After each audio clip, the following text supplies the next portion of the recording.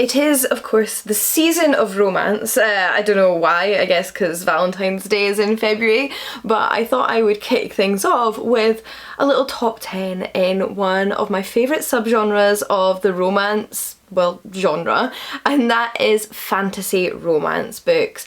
I've previously filmed a top 10 contemporary romance books video, which I'll link down below, and I will probably, sometime in the future, film a top 10 historical romance video, but at the minute I'm very much enjoying my fantasy romance, so I thought I would focus in on that today, share with you my top 10 and maybe get some more recommendations from you. I mean, this is all a ploy to get more recommendations, let's be honest. So if the title didn't already give it away, that is why I'm here today. Although I will clarify that I don't necessarily exclusively mean romantasy, which I think, and everyone disagrees on definitions because some people will say romantasy, some people will say fantasy romance, some people will say romantic fantasy, and then some people will say all of those things are completely different and some say all of those things are completely the same. I don't know. But I'm not necessarily exclusively focusing on like romance dominant spicy books. There are some of those in this video, but there is a mixture of books in here, some of which are very much romance first, and the romance and the relationship is the primary plot, whereas others have a sort of plot beyond that which the romance bolsters, although in all cases the romance is important to the plot, otherwise I wouldn't necessarily consider it suitable for this video. But some are more slow burn than others, some are very quick to get to the action, some of them do have sex in them, some of them have allusions to sex, and others have absolutely no sex at all. So hopefully there's something for everybody, and I'll create some sort of like little emoji key which I'll pop on the screen right now that will clarify that specific aspect for you and use it for each book recommendation as I go. So yeah, hopefully, like I said, there's a bit of variety, a bit of variation. We've got different types of fantasy, and without further ado, let's crack on with the book recommendations, shall we? Oh, and side note, I'm also not getting into the whole paranormal romance versus fantasy romance sort of conversation. If there's magic and there's romance, I'm putting it in this video. Alright, let's kick things off with an author who I thoroughly consider a queen of this genre, and that is Grace Draven. Now, I'm going to focus on one book here, which is Radiance, my absolute favourite, and I think the book that really set me on my journey to find more romance heavy fantasy. It's not that I hadn't read fantasy romance before or fantasy with romance in it, but after reading this book I wanted more books where the romance was like the focus, and I absolutely adore it. I've actually reread it twice since, so I've read this book 3 times. I can say it's a favourite, but I will say there are other books by Grace Draven I absolutely love, in particular Entreat Me, which is her retelling of Beauty and the Beast. So just generally Grace Draven is a recommendation for this video, but focusing in on Radiance. This book begins with an arranged marriage between a human woman named Ildiko, who is of an aristocratic royal family, and of a prince of the Kai, which is a magical race of beings in this world named Brishan. So it is a political match, it is a like marriage of convenience for their people, but it's not a love match. They don't even know each other before meeting one another. However, it's also not a relationship in which either party goes into antagonistic. It's not an enemies to lovers book by any means. It's about 2 people who knew that they would probably end up in a political marriage and who are quite willing and happy to do that for their people, and they go into it with the best intentions, and because of that they're able to establish more than just a sort of allyship but a friendship which slowly evolves into a genuine romantic connection, and it is so gorgeous to watch unfold. I love that the 2 characters approach this as a situation in which they want to make each other happy. They don't expect any sort of like sexual or romantic chemistry, but you know, they're looking to, you know, support the other person in this marriage and create both a good like public and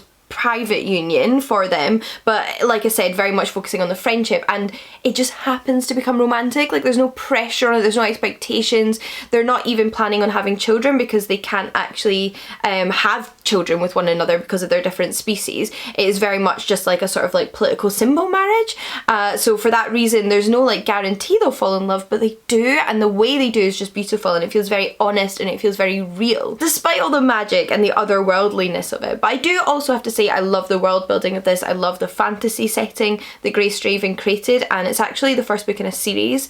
The first of two which focus on Ildiko and Brishan, and the third of which focuses on to other characters in this world. And there is magic, and there is political and court drama, and there is danger, but at the centre of it all, it's all about these two characters getting to know one another and slowly falling in love with one another, and it's genuinely stunning. It's an absolute comfort read for me at this point. Like I said, read it 3 times, could not recommend it more highly. If you're looking for something a little bit more on the low fantasy side, however, maybe you love contemporary romance and don't typically read romance with magic or fantastical elements, but are thinking of like dipping your toes into them, then I have to recommend to you Best Hex Ever by Nadia El Fassi. And this is a book which has magic, sure, but very much reads like a contemporary romance. The magic just, for me, like added a layer of, well, magic, but outside of fantastical magic, just the like magic of the world around us and the magic of love, and kind of that magical feeling of reading something so like gorgeous and comforting. Because again, I would say this is definitely a comfort read. I could see myself rereading it in the future, although I only read it for the first time a couple months ago. And it's a dual POV romance following a kitchen witch who lives in contemporary London and runs a cafe, but her witchcraft just has the most like beautiful manifestation. I love the way that witchcraft and magic is portrayed in this book, because it very much feels like it's in tune with the realities of our everyday lives. It's not about big grand spellcraft and dragons and like huge displays of otherworldly power, which are all great in their own right, but it's very much just about the kind of everyday magic that exists and just like honing in on that. So, you know, she pours her magic into her cooking, and therefore like when somebody eats a certain cake, it might give them a confidence boost for their job interview, or it might help them remember a precious memory of a loved one who's passed away and give them a feeling of contentment when they very much needed it. And that's how her magic manifests, and she's from a long line of witches on her mother's side of the family. Meanwhile, we have a museum curator who is not magic, but he's always wanted to believe in magic, and this belief in magic begins with his connection with our kitchen witch. However, this kitchen witch, like I mentioned, actually has a curse on her, which is where the title of this book comes from, Best Hex Ever, and for that reason she has been very much avoiding romance because she doesn't want it to end terribly for the other person. But what are two people with an innate attraction to one another to do when they find that they are the best man and maid of honour at their best friend's weddings and have to spend a whole weekend together? They're going to fall in love and they're going to figure it out. That's what you want, that's what you expect, and that's what you're gonna get, and it's just so charming. I love this novel. Maybe I'll just jump between like high fantasy settings and low fantasy settings for as long as that is possible in this video, because the next book slash series I have to recommend is the Meads and Mishaps series by Kimberly Lemming, which begins with That Time I Got Drunk and Saved a Demon. And I like, just to start with, the covers and the titles of these books are perfection, and I actually think they perfectly capture what you're about to get, which is humour meets romance and a gorgeous detailed fantasy world. And like, what more could you possibly want? Like, I've been thinking more and more recently about how much I love comedic fantasy like Terry Pratchett and Tom Holt and other authors, and they obviously have been around for quite a while and they've garnered a lot of praise, and I wonder why more people who read those books don't maybe consider like injecting that same genre with a little bit of romance, or a lot of bit of romance, like Kimberly Lemming does, because I feel like that's what she's doing here. And also, like, why not read them? Like, if you usually like comedic fantasy but wouldn't usually pick up a romance fantasy, like, maybe try this one. It's so funny, like such a funny series. I think book one is still my favourite, but they're all fantastic. It currently has 3 books out in the series and there should be more coming in the future, which is very exciting. And I often describe this as perfect for fans of Dungeons and Dragons who enjoy romance, because that's what it feels like to me. It feels like a Dungeons and Dragons type world, a very like self-aware fantasy world that is written by a modern author that has puns and clever meshing of fantasy ideas with modern ideas, and really like strong, witty, fun characters who you love to like go on an adventure with.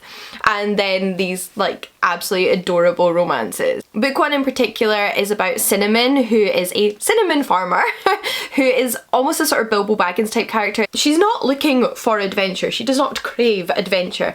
Unfortunately, however, she ends up accidentally saving the life of a dragon demon named Fallon and he recruits her to assist him in basically killing their goddess, because it turns out the goddess not as great as she implied she was and needs to be taken down a notch. So these two characters go on an adventure to defeat this goddess and fall in love along the way, and it's a ridiculous romp, but it's so much fun. The chemistry is phenomenal and I just love it. I absolutely love the dynamics between all the characters in all of these books. A series which I do think technically would be categorised as probably paranormal romance, but I'm like not entirely sure what makes something paranormal versus fantastical, unless it's just the setting. Like if it's in a modern setting, does that mean it's paranormal?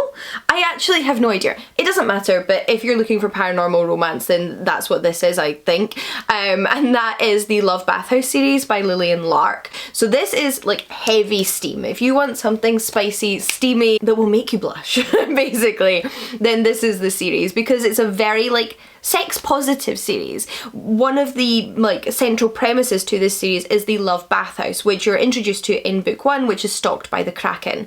And in Stalked by the Kraken we meet Rose, who is kind of a love witch. She's a matchmaker. She plays a role in the magical community to make matches between people using her love magic, but she also runs the family bathhouse, which is somewhere where magical creatures and witches and etc. can come to enjoy themselves, to have sex, to get a little bit of privacy, to relax. And in making use of the premises, they sort of provide the magic that comes from their sexual relationships, which I think is a really fun idea. And like I said, I think this is a very sex positive series, and it's really interesting because in book 1, Rose, this wonderful, incredible matchmaker, love witch, bathhouse owner who is very sex positive, is actually dealing with a lot of internalized shame that she developed from a previous relationship where she was very much shamed for her sexuality. And I think that's a fantastic thing to explore in a romance novel and in a spicy romance novel. So I really enjoyed that. And our love interest, meanwhile, is this, and our love interest is basically a immortal,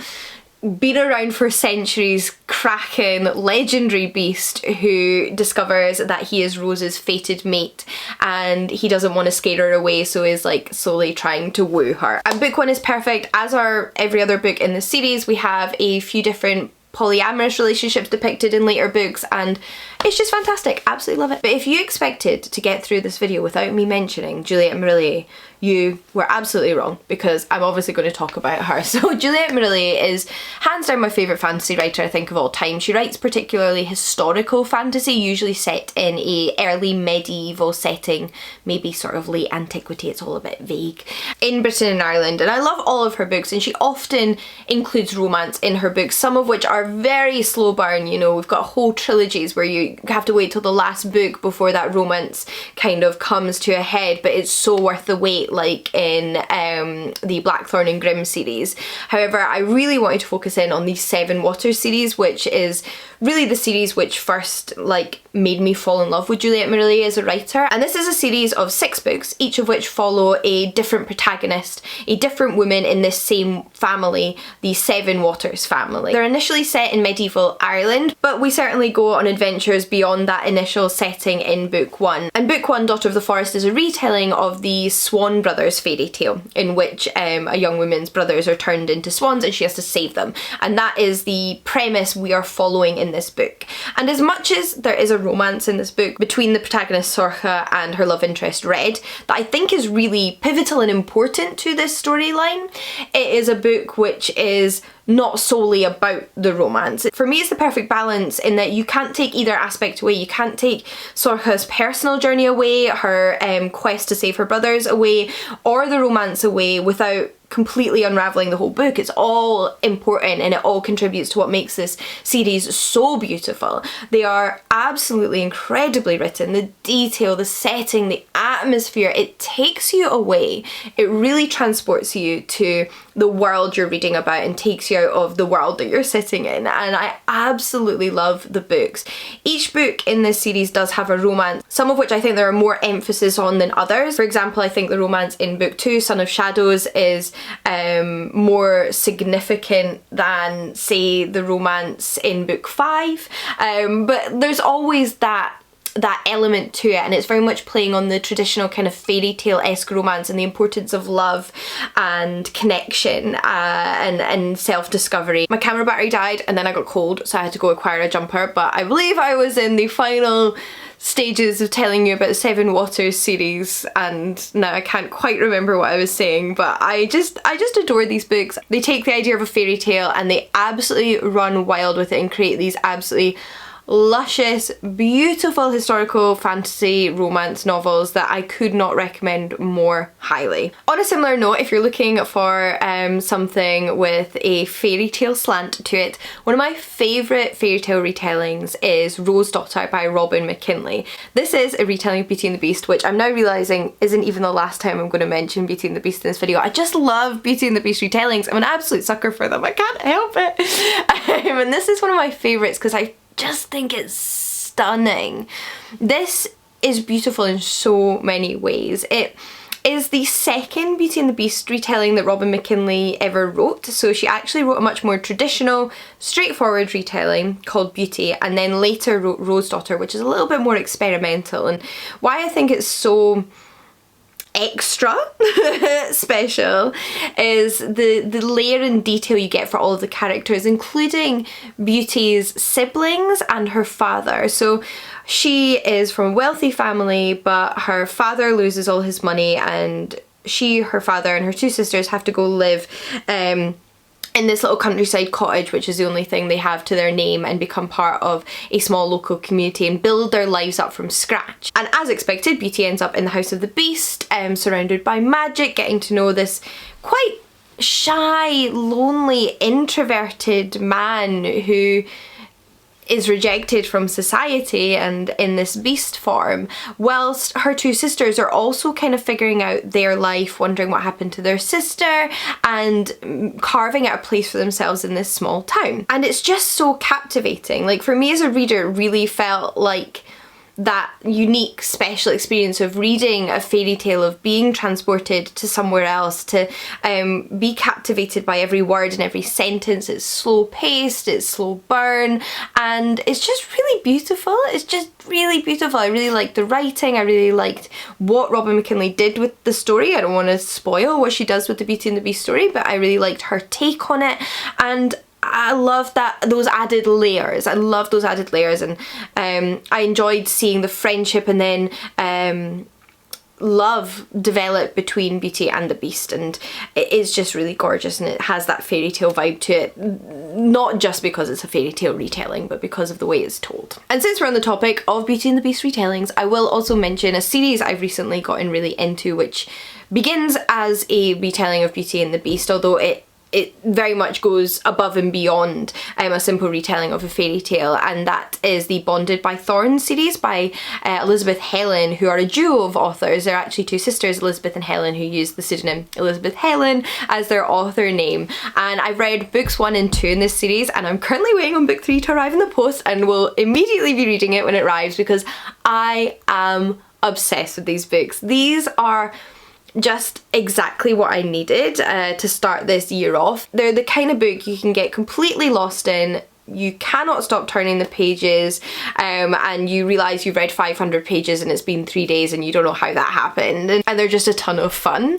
So the initial premise is that we have Rosalina, who is a mortal woman living in the mortal world, but whose father is convinced that her mother, who went missing many years ago, was abducted by the fairies, and he's basically dedicated all of Rosalina's life to trying to find her mother, but in doing so has kind of abandoned Rosalina, and she lives quite a lonely, isolated life in this small town, where she hasn't necessarily been able to pursue her passions. She has a job in a bookshop, and she's quite relatable in the sense that she's like an absolute like fantasy romance book nerd who just like wants love, just wants acceptance, and just kind of wants to be absorbed into a fairy tale, which is something I think a lot of us have experienced at one time or another. But it's not working out, and she's treated as a bit of an oddball, particularly because of her father's behaviour in the community.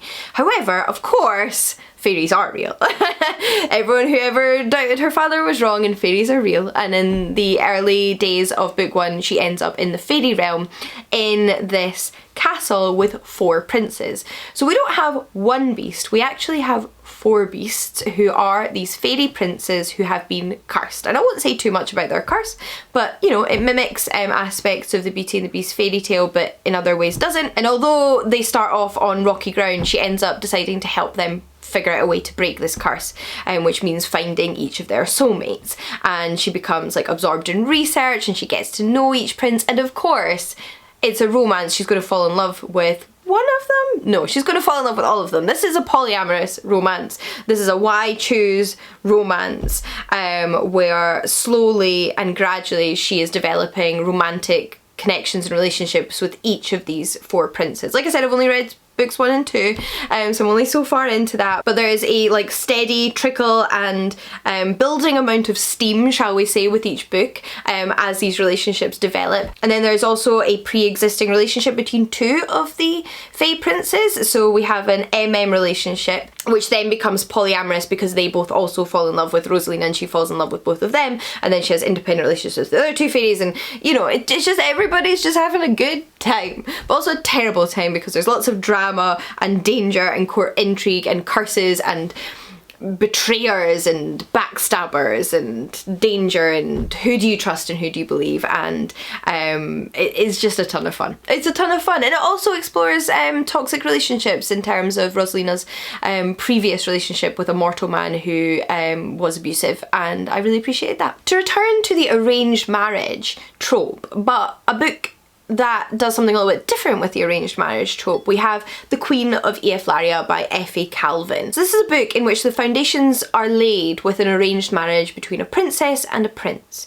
However, the prince dies, and despite the fact that they seem to connect and get on well over letters, they haven't met, they don't know each other. This is again a political alliance between their 2 their kingdoms or queendoms, whatever, and one which both kingdoms would like to maintain. Therefore, our surviving princess has to consider whether she should instead marry the prince's sister, the new heir to the throne and a princess in her own right. And this is set in a world which is free of homophobia, is free of transphobia. We have non-binary representation, we have trans representation, we have various different sexualities represented, from bisexual to lesbian to gay, and that is something that I really appreciate about this series, and it's all just a part of that world. It's accepted. Like, why wouldn't a political alliance be formed between kingdoms via 2 princesses? Why does it have to be a prince and a princess? And I love that. Like, as much as I appreciate a book which explores homophobia and discrimination against the queer community through perhaps a fantasy lens, I also think sometimes it's just nice to live in that idealised utopian fantasy world where nobody cares, and I really, really like that. For me, that's why this book and this series in general is a comfort series. I find these very, very comforting books, and that's not to say that the 2 princesses are immediately going to fall in love and they have to slowly figure out if they can have a relationship and what that might look like, and then maybe there's some dragons too. Then we return to a contemporary setting with the most recent book to actually make it on this list. It's a book I only just finished, but I just was in love really by like page 10, so I kind of knew it was going to end up in this video, and that is A Witch's Guide to Fake Dating a Demon by Sarah Hawley, and I am so excited to read the rest of the books in this series. It's currently a trilogy. I don't know if there's plans for any more, but a trilogy's fine.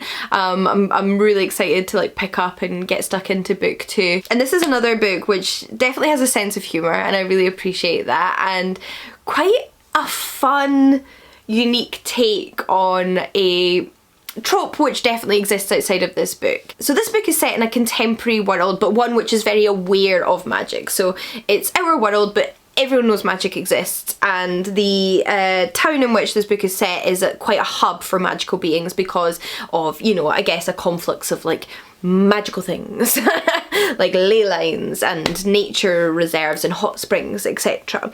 And our main character Mariel is a witch who is great with nature magic, isn't great with other magic, and she often messes up her spells, and she really messes up a summoning spell when she's trying to summon flour to bake a cake at the beginning of the novel and accidentally summons a demon. Enter Ozroth, or Oz, our second POV character, a demon who has a soul. So when a demon is summoned, it's usually on purpose. It's never happened on accident before, and they are then bound to the witch or warlock who summoned them in order to make a deal and gain the soul from the witch or warlock that they have been summoned by, and do that trade. And that means that Oz can't just leave, even though Mariel summoned him by accident. He has to stick around, which I think is really fun. And then I really just generally enjoyed the world building and the lore behind the demon realm and why demons take souls. I thought that was really interesting and well thought through and a little bit different. So I won't tell you what that is, but I thought that was really fun, as well as the fact that Ozroth has a soul. So basically he didn't pay attention to the wording very well in an earlier deal with a dying warlock and ended up with that warlock's soul inside him, which affects his emotional being. And it's messing with his ability to take souls. It's like racking him with guilt when he takes a soul. And he realizes that he doesn't want to take Mariel's soul, he actually wants to take Mariel to bed.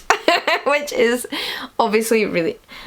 And the book is super cute, and there's also like a lot of other layers going on behind the scenes behind this romance. We've got Oz dealing with the fact that his identity has changed and who he is has changed, figuring out how to experience emotions and being overwhelmed by the human world. And then we're also dealing with Mariel's feelings of inadequacy, the pressure her family put on her, and a local sort of campaign to preserve the hot springs and the wildlife in their area that's under threat from the building of a spa. So like there's so much going on, which I really appreciated. It felt very multi-layered, multifaceted. The characters were rich and deep and just like bolstered each other and were able to be there for each other. And I really like when you see a romantic relationship where the two characters really bring out the best in each other and are able to balance and support one another. And I found this such a cozy, charming, adorable, humorous book. And then last but certainly not least, we have the many works of Emma Hamm, who's another one of my favourite romantasy writers. And Emma Hamm has quite a back catalogue at this point of typically quite slow burn fantasy romances, but all of which absolutely deliver. But the series which I started with many years ago was Heart of the Fae, and this is the first in a series of fairy tale retellings which are interconnected. So Heart of the Fae is the first in like a duology which follow the same two characters and their romance, and it is a retelling of Beauty and the Beast. There's then a Little Mermaid retelling, which you can skip over because it doesn't actually really connect with the other books, followed by a second duology which is a loose retelling of The Swan Princess, starting with The Faceless Woman. Now I love both duologies, but I have to say I think the duology that begins with The Faceless Woman is my favourite, and you can really read either first. Like I said, there's some characters that crop up in both books, but you know, they function as separate duologies and they're both fantastic. I do really love both of them. They take the initial premises of these like well-known fairy tales and they blend them with a very rich, very detailed fantasy landscape, fantasy world full of fairies, fair folk, witches and various other magical creatures. And I find Emma Hamm's ability to craft really interesting magical worlds one of her greatest strengths. They're what like elevate these fantasy romances, and I really appreciate that aspect of those books, as well as just really enjoy the dynamics